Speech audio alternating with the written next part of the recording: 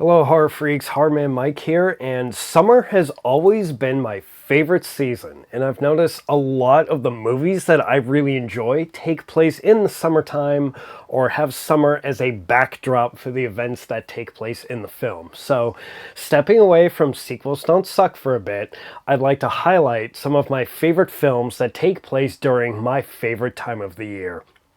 Today's film is my favorite desert island movie, my favorite zombie movie, and possible contender for personal favorite horror movie of all time.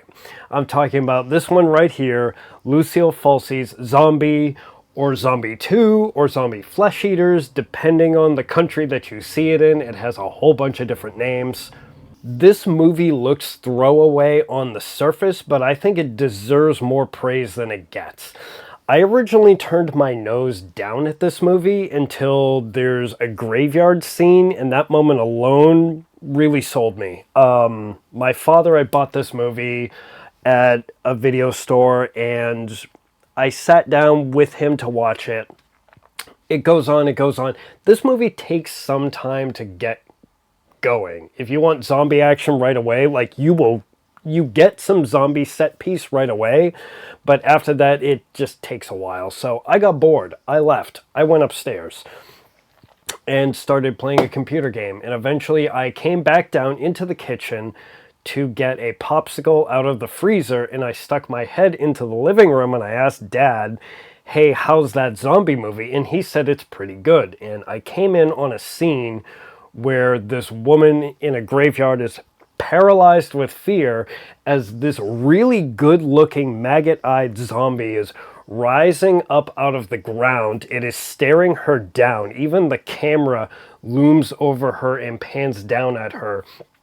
And then this thing suddenly lunges, it latches onto her throat and tears out her trachea, and she dies gargling in blood in glorious slow motion. And between the makeup on the Maggot Eye zombie and the special effects of her having her trachea ripped out, that moment alone, I asked my dad, "Hey, can I borrow this when you're done? Because I think I want to see more of this." And that's it. That sold me on this film. I bought a poster. I have a death metal album based on this film. I've bought it on VHS. Let me count how many times I've owned this movie. There was my dad's copy. I bought the director's cut. The VCR chewed it up. I bought it again. The VCR chewed it up. I bought a shitty DVD copy. And then I bought the 25-year anniversary edition copy. And then I bought the Blu-ray copy. So I've had 6 different versions of this film. So right now the definitive edition that I have is the 3-disc limited edition. It has the film, the special features, and the soundtrack as a bonus. I think the soundtrack alone as a special feature is what got me to buy it once again on Blu-ray. That's my personal history with it, but let's talk about the movie itself. The film itself has 5 main characters. We have Anne, played by Tisa Farrow, who is looking for her father after his abandoned boat appears in New York Harbor. We have Peter, played by Ian McCullen, who is a newspaper reporter trying to get the story on this abandoned boat. Why is it abandoned? Who did it belong to? Where did it come from? We have vacationing sailors Brian and Susan, played by Al Cliver and Aretta Gay. And finally, we have Dr. Maynard, played wonderfully by Richard Johnson. Maynard is my favorite character, and I see some personal struggles going on with him. We will get to that in a minute. The film opens with an abandoned boat in New York Harbor. We get a little zombie action. Put a pin in that, because we're going to come back to it later. And after a little dialogue and a little kicking the plot along, we have a young woman looking for her father and a newspaper reporter looking for a boat ride to this fictitious island of Matul, which is somewhere in the Lesser Antilles, probably off the coast of Guadalupe, because Dr. Maynard is trying to hail Guadalupe in one of the scenes. So it's a fictitious island, but it's set kind of in that area. I have to say that, like the zombies themselves, this film takes some time to get the action going. It's slow and plodding, but once the film goes on the attack, it is relentless and it doesn't let up. Once we get to Matul, you can see why this is one of my favorite summer horror movies. The village in the island itself looks hot and dry and dusty. It looks like even when the wind blows, it's blowing hot air, not cool air. But despite that, the island itself is gorgeous. I'd like to say that this film was an influence on the game Dead Island, which I've sunk many hours into. When the ads for Dead Island started talking about paradise meets hell, this was the movie I thought of. And playing the game, I feel like the tone is just a little too spot on to be a coincidence. I feel like somebody on the dev team, or maybe several somebodies on the dev team, watched this movie as an influence. But once we get on the island, we find Dr. Maynard and his wife. Their relationship is very strained right now. They came here to study an inexplicable virus, and now they're marooned here. The wife is going stir-crazy and alcoholic. The doctor is also going alcoholic and getting abusive. Maynard says, I think that he didn't intend to leave until he found a cure for the disease.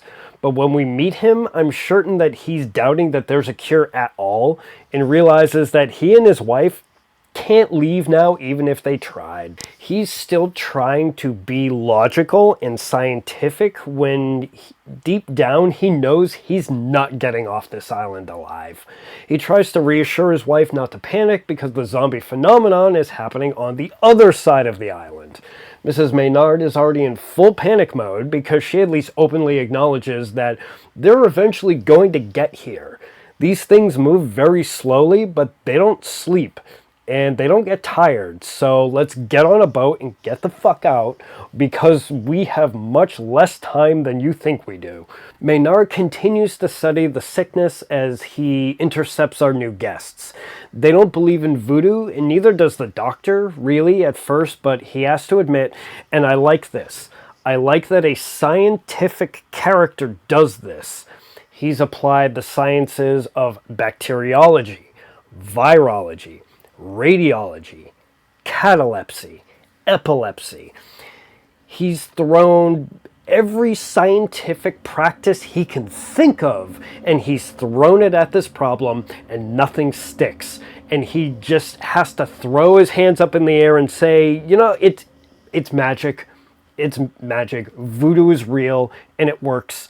And I can't explain why voodoo is real, but it is. Oh, by the way, your father is dead because I shot him in the head, and you shouldn't have come here. Eventually, the zombies show up in the film, and holy crap, they look good. The makeup and gore effects are what really sold me on this film. The zombies look dusty and decayed and dry as a bone, and damn, they're so good looking, and they are everywhere by the film's finale. Some surviving characters eventually get on a boat and they get off the island. I don't think they have enough fuel to get home though, but at least, I don't know, maybe starving to death, drifting out in the ocean is better than having your guts ripped out and eaten alive. I don't know. It's a win-win, lose-lose situation. But they do manage to pick up a radio broadcast from back home though. Remember when I said that there was a little zombie action in the beginning of the film and to put a pin in it? Yeah, let's circle back and see how things are. Things are bad. Very not good. And on that nihilistic note, the credits roll. Yay. I love this movie. This is strangely like a comfort movie to me. The makeup and special effects really sold me, and I've seen it so many times that this is a film I can just put on and kind of zone out to, so long as it's kind of like it's on in the background, even on mute. It's comforting for me, or even if I'm not looking at it, if I'm doing something else and I can hear this movie in the background, it's just kind of the the familiarity with this movie is very comforting to me. The island is tropical and gorgeous and doomed as all hell.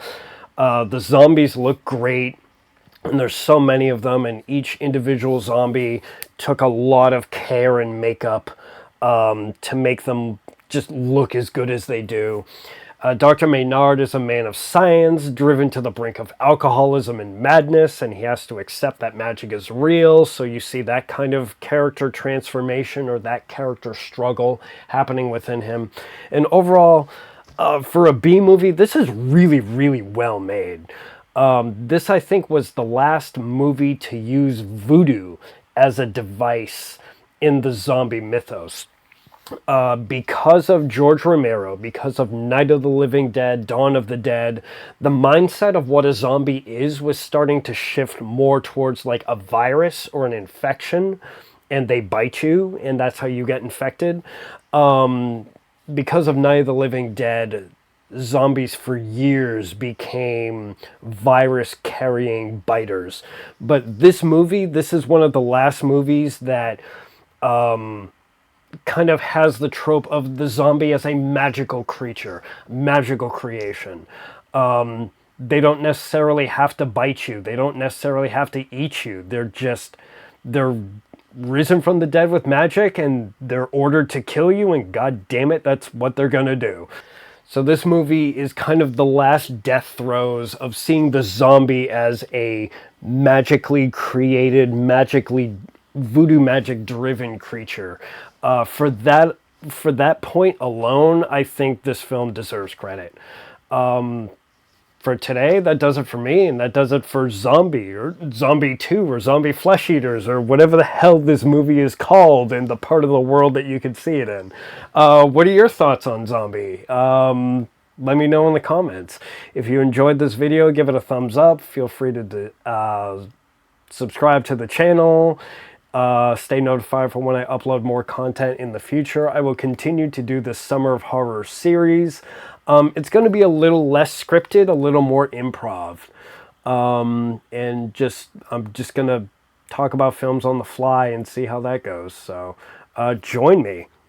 Thanks. For today, I am Hardman Mike, and I will see you in the future.